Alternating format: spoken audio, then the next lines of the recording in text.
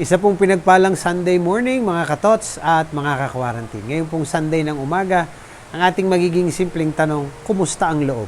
Oy, kumusta ang loob ng alin? Ay, ang loob ng ating mga puso, ang loob ng ating pagkatao.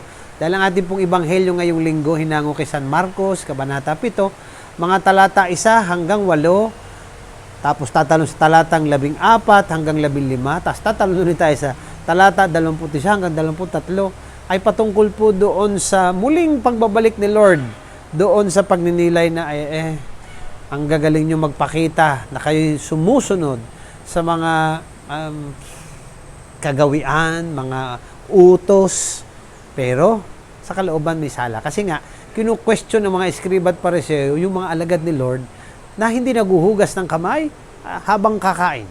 No? Ay sa rito nila bilang mga Hudiyo, bahagi yon. Parang panahon ng pandemya, no? Talagang wash your hands. Ika nga, bahagi na yon. Buti hindi hinahanapan ng mask. No? Sa panahon natin, ibang usapan na, pero ng panahon yon. At ganoon na lamang ang pagtingin ng eskriba at pariseo, parang naging masamang tao ang mga alagad ni Lord dahil lamang sa hindi paghuhugas. Ayan. Diyan na medyo nag-react talaga si Lord at sinabi na niya, kayo naman, ingat na ingat yung sa panlabas. Ayan, loob, ang problema. Hindi ang nakakadumi dahil pagkain ng pinag-uusapan ay yung galing sa labas, kundi yung nanggagaling sa loob.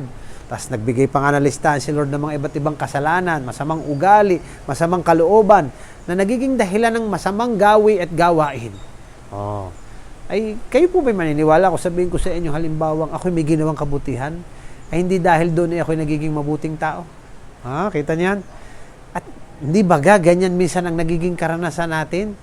Mukha nang mabuti at minsan napapagling lang talaga tayo mga tao, no? Halimbawa lang ho ito.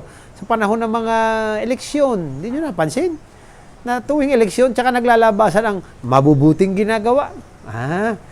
Ano kaya? Hindi naman ang problema yung gagawin. Ang problema yung intensyon ng gumagawa, yung nasa kalooban. Kasi kung ang hangad lamang sa atin ay tayo mapaglinlang para siya ay kunin at siya ay piliin, abay mga kapatid, subok na ito. Kung hindi tama ang pinagmumulan, mali din ang patutunguhan. Dahil ang gagawin noon, siyempre, babawiin. Hindi tunay na paglilingkod ng pinagmulan eh. Kaya nga, sa ating mga mananampalataya, muling ibinabalik ni Lord. Hindi masama ang mabuting gawa, ha? Hindi masama yung gagawa ka ng ganito. Hindi. Ang masama ay kung mali ang pinagmumulan. At yun nga ang hinihingi ni Lord sa atin, yung kalooban na nawa ay tunay, mabuti at totoo. Lalo tigit kung ito ay punong-puno ng pagsunod sa gusto ng Diyos. Ay naku mga kapatid, kung ang dahilan ay pansarili, kung ang dahilan ay dahil kikita, kung ang dahilan ay magkakaroon ng kapangyarihan, kung ang dahilan ay panay pakabig, naku mga kapatid. Ulitin ko, sinabi ko kanina, kahit mabuti ang gawain, ang patutunguhan mali pa rin. Kaya narito na naman tayo at pinapaalahan ng Lord. Alagaan yung kalooban. Kaya kumusta ang loob? Gawa ng paraan na ang nilalaman dito ay mga patungkol sa kabutihan. Paano? Minsan sa panalangin. Yung pang-araw-araw nating pakikinig sa Diyos, malaking bagay yon. Ang pagninilay, ang pagbabasa ng mga mabubuting bagay, ang pagkuha bilang halimbawa, kaya tayo may mga santo eh. Kinukuha natin yung halimbawa nila ng kalooban. Yeah? So, kung meron mang makadumi, ay di anong gagawin natin? Lilinisin. Ay di mangumpisal, humingi ng tawad sa Diyos. So lahat ng bagay na ito para sa loob. At sana nga maging ganun tayo mga kapatid. Na ang sukat ng ating tunay na kabutihan ay dahil doon sa pinagmumulan. Dahil sa ating kalooban. At yun din naman ang sukat ng ating kalooban ay di yung ating ilalabas at yung ating gagawin. Na hindi tayo gagawa dahil kailangan makita, kailangan kilalanin at pagmumulan ng kapakinabangang pang sarili lamang.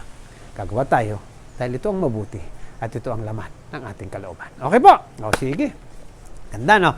So, punta po tayo naman siyempre sa ating mga pagbati. Hindi pala, yung ating mga paanyaya, maging cyber missionaries, evangelize to social media. Like, share, follow po itong ating page, Instagram, at Thought for the Day, at ang YouTube channel, TFTD Blessed and Blessing. Pero siyempre, pagbati ngayon nga natin happy birthday kina Sister Consolacion Manuba at Linda Manay ng Apostolado ng Panalangin. Happy birthday din kay Tita Lea, Manguera Lozada. Happy birthday kay Aisel C. Happy birthday sa aking pinsan, asawa ng aking pinsan, si Jerry Gabayan. Ganoon rin sa aking pamangkin, asawa ng aking pamangkin, si Davis Stan Kim. At kay Munching Castillo ng Alitagtag, kay Madonna Mazon, kay Neil Garcia, kay Henry Laugo.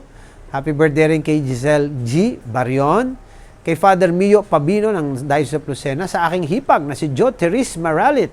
Ngayon na rin ang happy birthday kay Eunice Osinsao at kay Arvin Sartillo. Happy birthday sa inyong lahat at special blessings. At hiling ko po ng special prayer para sa healing po ng mga mongha ng Carmelites ng Lipa. Doon pa sa ibang narinig kong napasok din pati ho ng COVID. Tanyo ha, talagang tunay ho ang COVID ha. At panalangin po para sa kaluluwa ni Mother Cecilia de Castro ng mga Carmelites ng Lipa, ng Lipa, sapagkat yung anilang abes po ay pumanaw dahil po sa COVID. Kaya nga po, bukod sa paghiling ko sa inyo ng pag-iingat at talaga namang try our best na lessen po talaga ang movements natin, ay ganun din po, ay di more naman po ang prayers. Sana po para sa lahat ng biktima talaga nitong COVID-19 na ito, sa mga kaluluwa ng yumao dahil dito, sa mga kagalingan naman ng mga may karamdaman dahil dito, pagpalakas ng loob naman ng mga kamag-anak nangangalaga dahil din dito, at para din naman po sa ating mga frontliners na patuloy pong napapagod, nahihina minsan ng loob, na sana'y bigyan pa ng Diyos, ni Lord, ng mga biyayang kinakailangan para lalong lumakas ang loob at sila'y pag-iingatan sa ganitong sitwasyon ng kapahamakan. Okay po, so sige po, basta tang mahalaga, hindi natin dapat malimutan mga kapatid. Ano po, lalo ang loob na may buo, nasa Diyos ang tuon, ay di ano pa, always be blessed and be a blessing. Ingat po kayong lahat.